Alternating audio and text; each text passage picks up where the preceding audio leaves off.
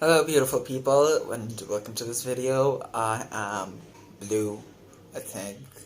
I have a lot of nicknames. Okay, yes, Blue.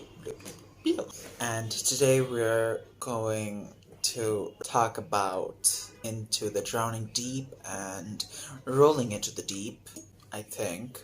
I think I've mentioned that I had to take a break from reading and filming because of exams, and exams are done now, and it's been a week. I've read 6 books. 3 of those are manga volumes: Yona of the Dawn, volume 12, 13, and 14, and for the books, and a novella, Rolling into the Deep, and 2 novels, Into the Drowning Deep and Volsong, which I will be discussing about in either in this video together or as a separate video. I don't know, it really depends on how long the footage gets. I am hoping for 10 minutes per, just to keep this short, and just for a 10-minute for each book, so without getting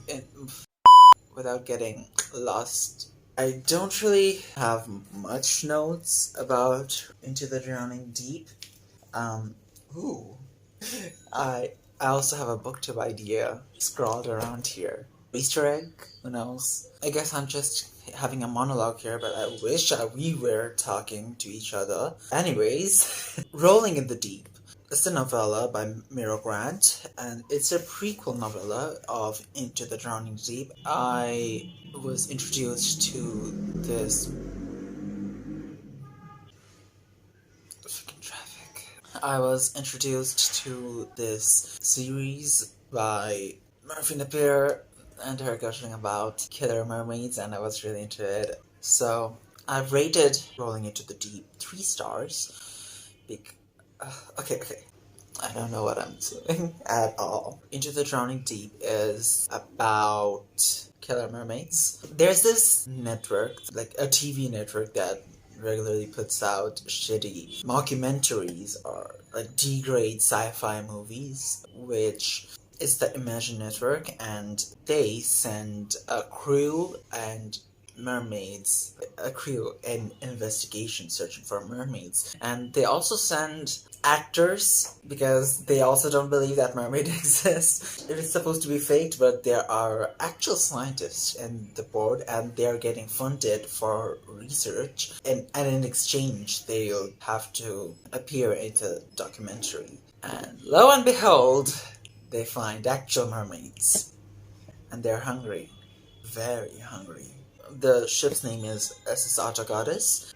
In the SS Auto Goddess, one of the scientists actually, just while they were probing deep into the Mariana Trench, they're in Mariana Trench by the way, they probe into the Mariana Trench, and while trying to collect the water sample, they accidentally hurt the mermaid and gets their blood instead.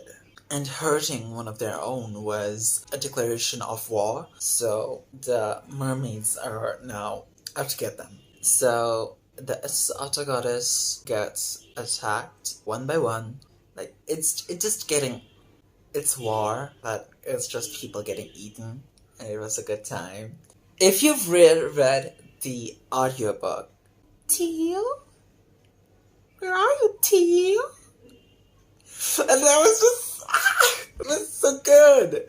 Oh my goodness, I got goosebumps. Okay, so the mermaids are also mimics, and they'll just repeat whatever you say to attract you, hence the siren song. And ooh, it was so creepy. I loved it. Okay, so they also get the footage of actual mermaids, right? And the world doesn't believe them. Everyone just passes it off as a hoax, and it's a tragedy that the crew members got missing. And Imagine Network is such a bitch because they kind of played off the tragedy of the Esosata Goddess and puts out the mockumentary of people getting eaten as a mermaid documentary, and no one's like believing them. And apparently, it was released by the U.S. Navy or something. And let's be real, they don't release shit. So after a time skip, the Imagine Network, the founder of Imagine Network, he is like kind of on his deathbed, and he wants to like go on to the afterlife, I guess, with a good name. They know, the Imagine Network knows that this wasn't real. They didn't act this shit. That dude is filthy rich, by the way, so he kind of makes like a research ship. So to get the first mermaid and to fund science and research and whatnot. And they do, and they get eaten. Okay, it's not as bad as rolling into the deep, but still a lot of people die. There are scientists that have a link to the Asasata goddess, and there are different motivations. Like one of the scientists has a sister who was in there, and I'm already in the 10-minute mark. Oh, I haven't even started talking about my opinions. What is happening? Oh my goodness, I lost my train of thought. What am I supposed to do right now? I forgot. I completely forgot. Just hello, it's me, Big Pointy. Please subscribe or something. I don't know. I don't have anything of value to add. Yeah, I'm just gonna move on. I'm just gonna check notes to see if I have to add anything more. But the notes are everything of my opinions, so this is so sad. Anyways, so, okay. So, for example, some of the researchers have a connection to the SSR goddess. One of the scientists, like one of the main characters, Tori, or Victoria, she is the younger sister of the news reporter of the SSR goddess, like the narrator of that mockumentary, you could say. She just really wants to know what happened to her sister all those years ago, which is why she is on board on this mission. That's kind of the concept of it. I rated the novella Rolling in the Deep 3 stars, 3 out of 5 stars. It's 7 out of 10, yeah, so it's like 3.5 stars. I didn't rate it higher than that because it just did what it had to do. It's not that good. It's just too short. Okay, I didn't have the world building, or my only complaint was that it was too short. But it does what it does, which is why I didn't rate it any lower than 3 stars. So it's kind of in the middle. But Into the Deep though, 5 stars. My first book of the year. Like, okay, it wasn't Rolling Into the Deep, but you know, the series. It's the series that counts. It was a 5 star. I don't have any complaints about this one. Okay, so this is gonna be a boring review. I don't have anything any shit to talk about. But I also have a 1 star coming up, so Wolf Song. It's Wolf Song. I hated that. It's not like hate, but you know, the fun type of hate. Like, not the genuine hate, like Kafka on the Shore by Haruki Murakami. Anyways, moving on. Okay. Almost everything about the book, like everything I have to say about Mira Grants or Sean McGuire, whatever, it's the same person with a pseudonym. It just comes off as so smart and like big brain. I was like, oh my goodness. At a certain point, I was kind of convinced that Killer Mermaids were real, and if that isn't a good book, then I don't know what is. You know what? To prove that I'm not a total dumbass. Okay, yeah, I kind of am, but I'm just gonna narrate what I wrote in my Goodreads review, because that is just kind of a lot more like, organized and articulate than whatever the fuck that last 17 minutes was. Rolling in the Deep, a horror thriller, follows an expedition to find mermaids, funded by a network channel famous for putting out D-grade, shitty sci-fi documentaries. Well, that is what they had planned at first, with the Sota Goddess, a team of scientists who will do an actual research on the Mariana Trench, and a crew of actor mermaids who will film a mockumentary. In a twist of fate, mermaids come right out of the mythology or right out of the deep sea. Eh? And they're hungry. Very hungry. Now, that was a prequel novella. Into the Drowning Deep is essentially a sequel to it. Being recognized as a worldwide hoax, the Imagine Network sends out another research team in light of discovering what actually happened. The mermaids are still hungry. Very hungry. You don't find warm-blooded treats in the deep sea, after all, and food is scarce with climate change and all that. How will the world cope with a rival and a predator at that? So can I just say that since the book was, the setting was in 2022, can we just kind of keep the ships out of the Mariana Trench for this year? Because this might find them, with our stroke of luck. This is not the century. Okay, where was I again? Okay, writing, yes. All my praises essentially just return back to Mira Grant's writing style. It's just so immersive. She has, with all of those industry jargons, and yeah, I'm just gonna have to... anyways, it's not that helpful. I'm still blind.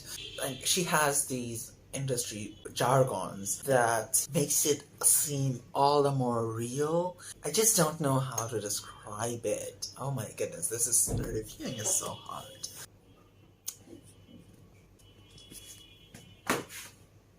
Sad.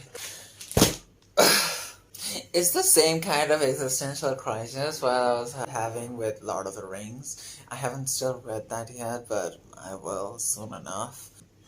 Yeah, writing. Good. Oh, someone just mentioned that my fingers are very flexible. Am I high or something? All my praises for the author just circles back into the writing style. Not the style necessarily, but the writing itself and how immersive it was. Like blurring the lines between sci-fi, horror, novella, and into reality.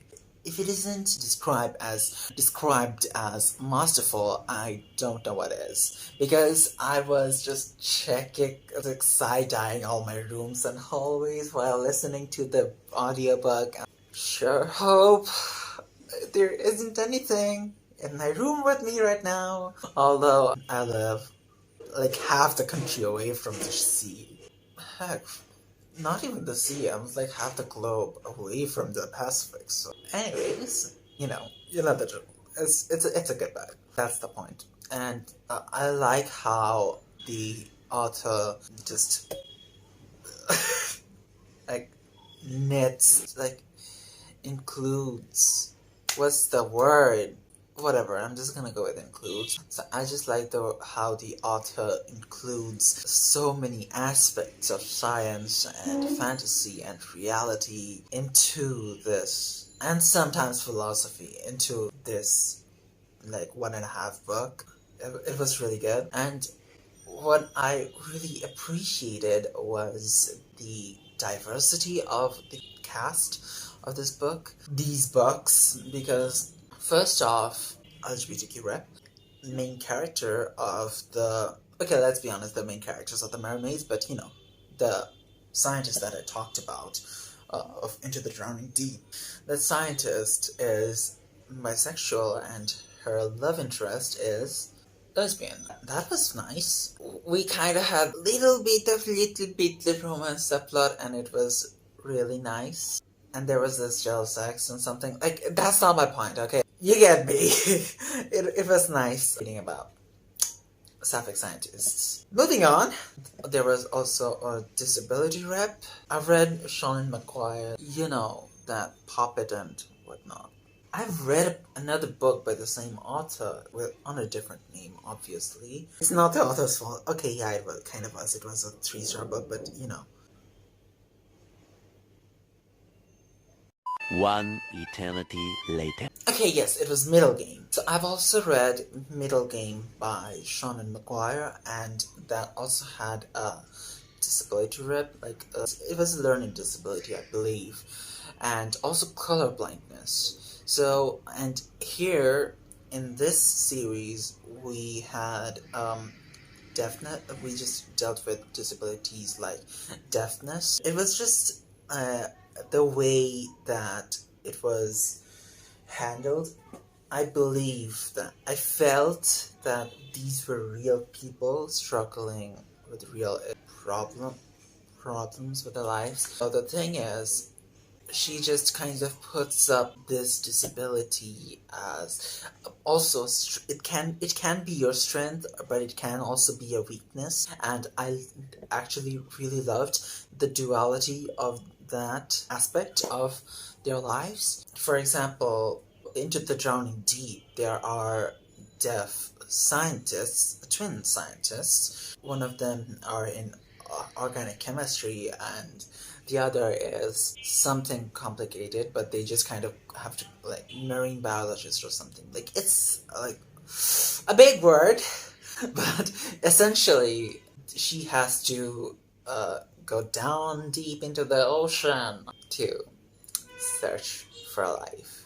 It does not go well. Spoilers, I guess. And in the first, like, the novella, Rolling in the Deep, there was this a sailor slash crew member who was deaf, and I'm just gonna get into that right now. That, for example, for showcasing the strengths of their disability or having hearing disability, the characters kind of use that as a strength. For example, the crew member that had to talk in sign language, he could not hear, so he would just work in the engine room. Like, he didn't have a problem with working on the engine room for hours and hours, because, well, he couldn't hear anyway, so like it didn't bother him. The sound didn't bother him that much, and it wasn't like a health hazard for him anyways. It was a strength. Like, it wasn't. Yeah, there was this one asshole who, like, yeah, there are always assholes, but still, it was showcased as his strength, that he had used that aspect of him to.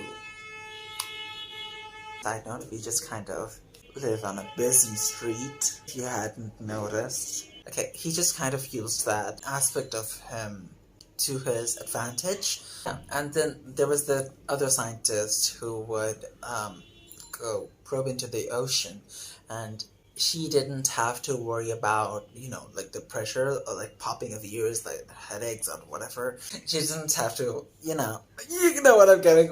I don't really want to accidentally use insensitive language.